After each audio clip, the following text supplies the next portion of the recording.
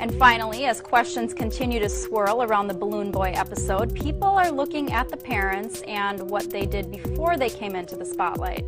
Newsbreak's James Lilacs is here with more. James, could this story get any weirder? Oh, it could, but for now this is going to have to do. The website Gawker has interviewed this fellow who said he worked with Dick Heen, and he claims that Balloon Boy's dad wanted a high public profile so that he could warn everyone about the reptilian conspiracy.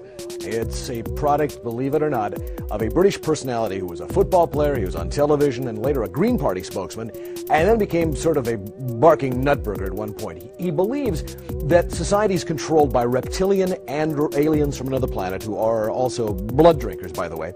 They shift their shapes, they control everything. As a matter of fact, they masquerade as all of the leaders of the world, and we have no idea who these reptilian leaders actually are.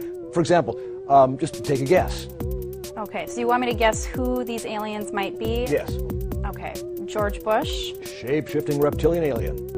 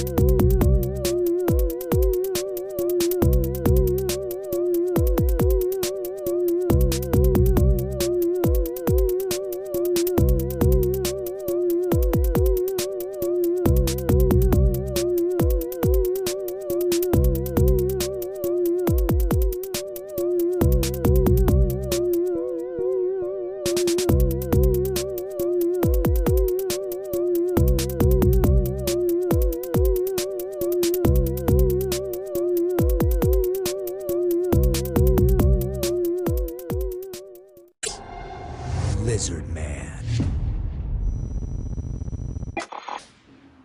For decades, stories of alligators and other vicious reptiles living in the sewers beneath America's cities have been a source of ongoing controversy.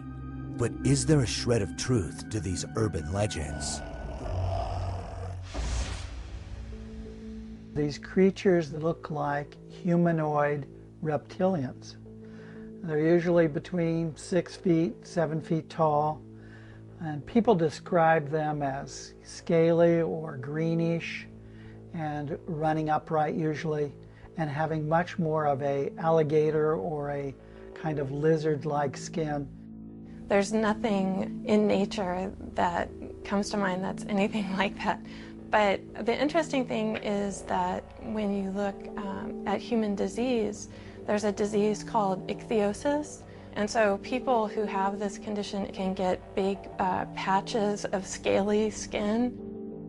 The fact that it's lizard-like, that it sometimes are reports of glowing red eyes, that it has this prominent attitude with regard to people where it does attack, it does really encounter them in an aggressive way, then gets the fear factor going in people. There's been speculation that there are actually races of reptoids living in subterranean areas below the earth, in tunnels, caves, abandoned mine shafts, and things like that.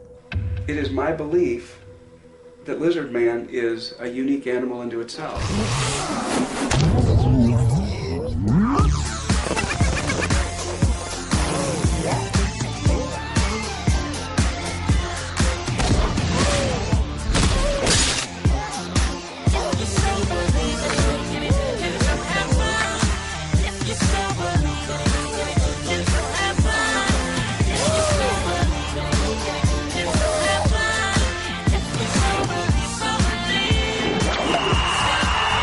So believe.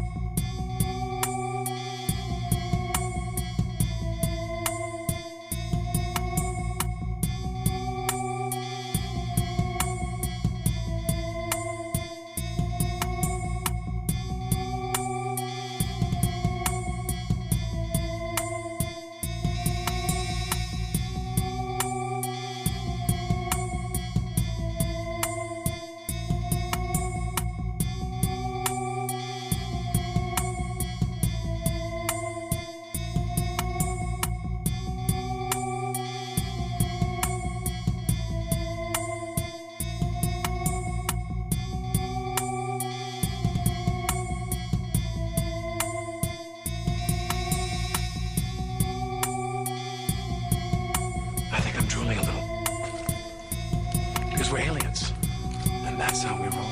Hulu, an evil plot to destroy the world. Enjoy. The story of reptilian gods from the heavens creating man is not at all uncommon. It in fact can be found in most every region of our planet. In Japan, emperors claim descent from dragon gods who came from the sky.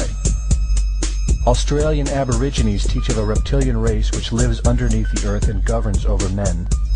They believe they are descendants of a race of dragon humans. China teaches the serpent queen Nukua interbred with man.